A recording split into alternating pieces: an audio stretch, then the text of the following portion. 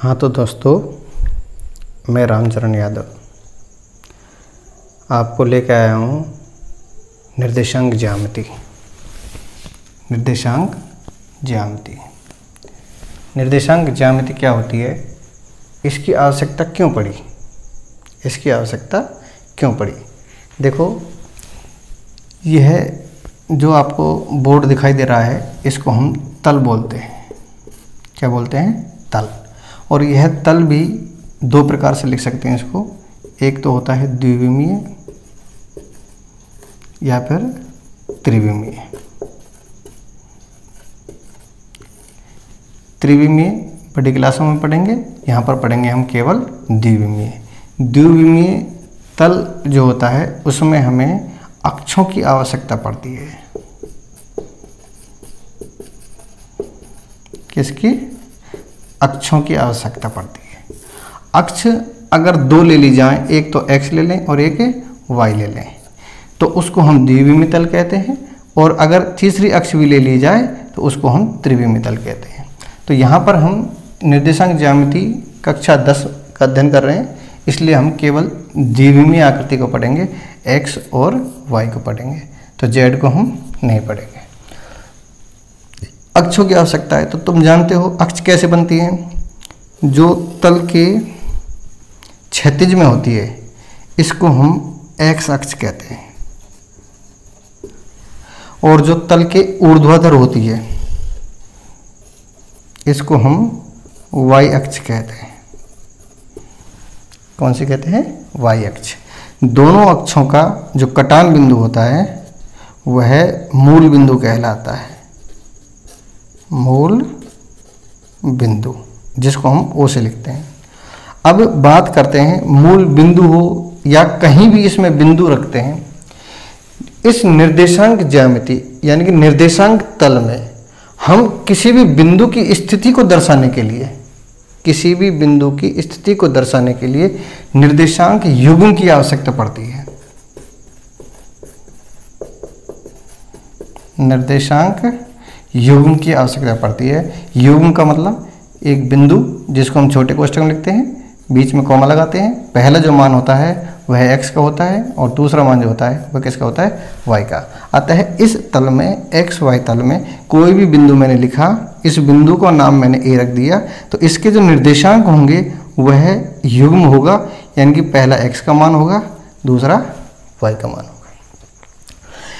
जो x निर्देशांक पहले लिखा जाता है, y निर्देशांक पीछे लिखा जाता है। x निर्देशांक का मान हमेशा x अक्ष पर होता है और y निर्देशांक का मान हमेशा y अक्ष पर होता है।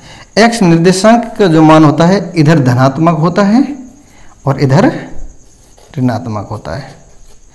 y अक्ष का जो निर्देशांक होता है ऊपर धनात्मक होता है और नीचे ऋणात्मक होता है। अब बात करते हैं, किसी भी एक बिंदु को दर्शा दिया, दूसरा भी बिंदु ले लेते हैं कोई, मान लो ये दूसरा हो गया बिंदु B। इसके निर्देशांक भी अगर लिखें तो वही बिंदु लिखा जाता है। पहला हमेशा x का होता है, दूसरा हमेशा y का होता है। तो यहाँ पर ये भी वही बिंदु है, ये भी ऐसा ही बिंदु है। तो इनको अलग अलग दर्शाने के लिए मैंने यहाँ पर देखो x1 लिख दिया, y1 ये पहला बिंदु है, ये दूसरा बिंदु है, तो मैंने यहाँ पर x2 और यहाँ पर y2 लिख दिया। तो यहाँ पर दो बिंदु हो गए A और B। अब हमें इन दोनों बिंदुओं के बीच की दूरी अगर निकालें,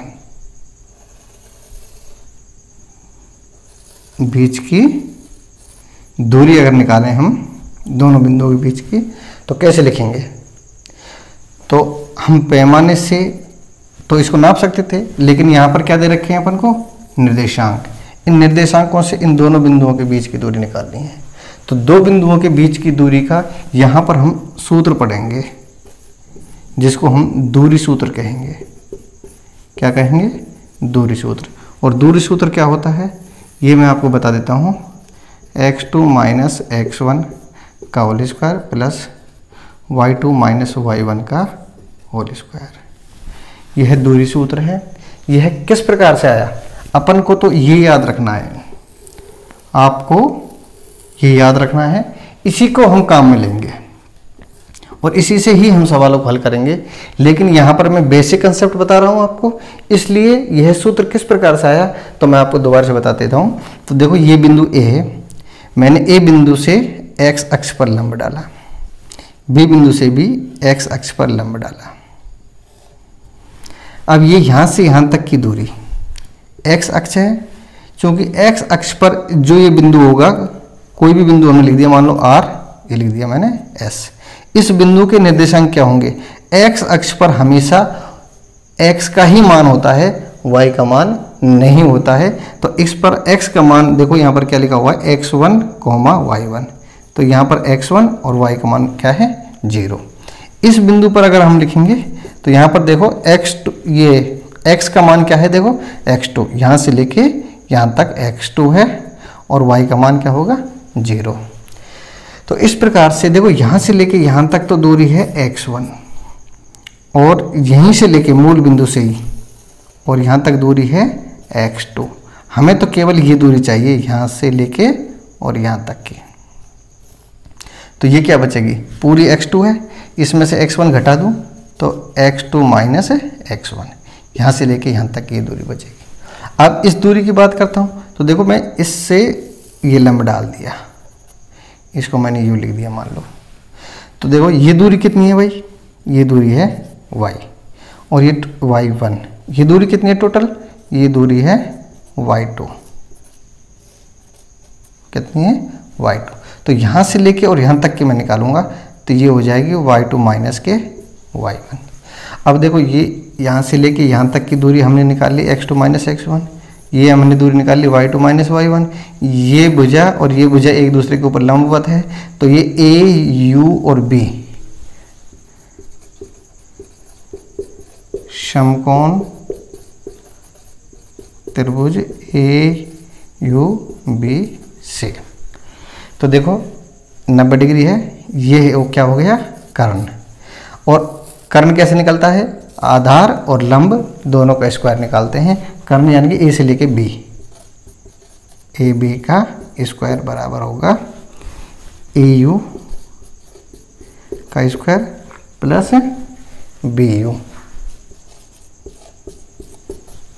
तो देखो ए बी का स्क्वायर बराबर है, ए यू क्या है, ए से लेके यू तक की दूरी ये वाली x2 माइनस x1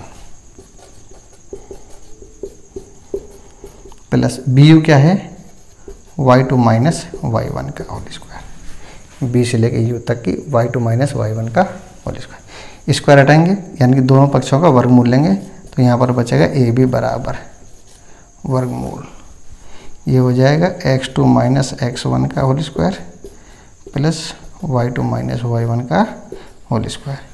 वर्गमूल के आगे प्लस और माइनस, क्योंकि दूरी हमेशा कैसी होती है, ऋणोत्तर होती है। ऋणोत्तर, ऋणोत्तर का मतलब हमेशा धनात्मक होगी, इसलिए यहाँ पर माइनस नहीं लगाएंगे, केवल कौन सा लेंगे, प्लस का मान लेंगे। अतः दूरी का जो सूत्र मैंने बताया था वही ये मैं ज्ञात कर चुका हूँ, इसी को हम दूरी सूत्र कहते हैं। इसी से हम प्रश्नावली 7.1 के सवाल हल करेंगे, निर्देशांक ज्यामिति के सवाल हल करेंगे। अब बात आती है 7.1 जब हम पढ़ेंगे उसमें कुछ शब्दावली है, जैसे मैं लिखता हूँ शब्दावली। इन शब्दावलियों के बारे में भी तुम्हें पता होना चाहिए। जैसे एक शब्द कहेगा वो समदूरस्थ, क्या कहेगा, समदूरस्थ। समदूरस्थ का मतलब क्या होता है, सम का मतलब समान, दूरस्थ का मतलब दूरी, यानी कि समान दूरी पर स्थित।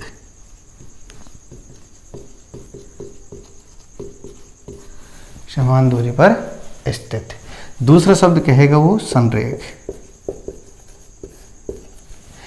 संरेख का मतलब क्या होता है, एक ही रेखा पर, एक ही रेखा पर। तो देखिए ये मैंने निर्देशांक ज्यामिति के बारे में बताया है। अब आप इसको वीडियो को पॉज करके ये सारे उतार सकते हो, उतारने के बाद पढ़ लो।